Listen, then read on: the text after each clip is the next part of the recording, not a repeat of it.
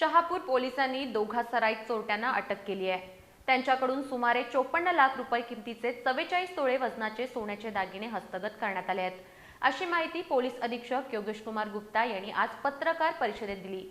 या चोरट्यांकडून ज्या सराफांनी तसंच व्यक्तींनी चोरीतील दागिने खरेदी केले होते त्यांच्यावरही कारवाई केली जाईल, असं त्यांनी स्पष्ट केलं।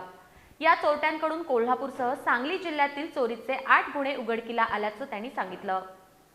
कोल्हापूर शहरासह जिल्ह्यातील विविध ठिकाणी घरफोड्या होण्याच्या घटनात वाढ झाली आहे। 1 डिसेंबर रोजी हातकणंगले तालुक्यातील तारदाळ इथले हरी चोपडे यांचं बंद घर फोडून चोरट्यांनी सुमारे 6 लाखांचे दागिने लंपास केले होते। याबाबतची फिर्याद हरी चोपडे यांनी शहापूर पोलीस ठाण्यात दाखल केली होती। त्या अनुषंगाने शहापूर पोलीस ठाण्यातील गुन्हे शोध पथकाने तपास सुरू केला होता। या दरम्यान 2 चोरटे चोरीतील दागिने विकण्यासाठी यड्राव परिसरात येणार असल्याची माहिती या गुन्हे शोध पथकाला मिळाली होती। त्यानुसार या पथकाने या ठिकाणी सापळा रचला होता। या दरम्यान या ठिकाणी आलेल्या तारदाळ इथला प्रल्हाद विठ्ठल कवठेकर आणि यड्राव इथला उदय श्रीकांत माने या दोघा सराईत चोरट्यांना ताब्यात घेतलं। त्यांच्याकडे अधिक चौकशी केली असता त्यांनी तारदाळ इथले हरी चोपडे यांचं घर फोडून चोरी केल्याची कबुली पोलिसांना दिली। या दोघा चोरट्यांकडे अधिक तपास केला असता त्यांनी शहापूर पोलीस ठाण्याच्या हद्दीत 3 ठिकाणी, हातकणंगले पोलीस ठाण्याच्या हद्दीत 3 ठिकाणी, कुरुंदवाड पोलीस ठाण्याच्या हद्दीत 1 ठिकाणी आणि सांगली ग्रामीण पोलीस ठाण्याच्या हद्दीत 1 ठिकाणी असे चोरीचे 8 गुन्हे केल्याची कबुली दिली। पोलिसांनी या दोघा सराईत चोरट्यांकडून सुमारे 54 लाख रुपये किमतीचे 44 तोळे वजनाचे सोन्याचे दागिने हस्तगत केले आहेत, अशी माहिती पोलीस अधीक्षक योगेश कुमार गुप्ता यांनी आज पत्रकार परिषदेत दिली।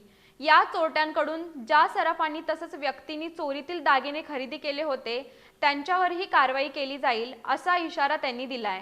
शहापूर पोलीस स्टेशनची पूर्ण टीम, डीबीची टीमने एक चांगली पद्धतीने तपास करून 2 आरोपीला अटक केलेला आहे आणि तो गुन्ह्यामध्ये जे 408 गुन्ह्यामध्ये 9 तोळेचा सोना गेलेला होता त्यांची पण पूर्णपणे रिकव्हरी झाली आणि दोघे आरोपीकडून आणखी 7 गुन्हे, असं टोटल 8 गुन्हे आतापर्यंत उघड झालेले आहेत।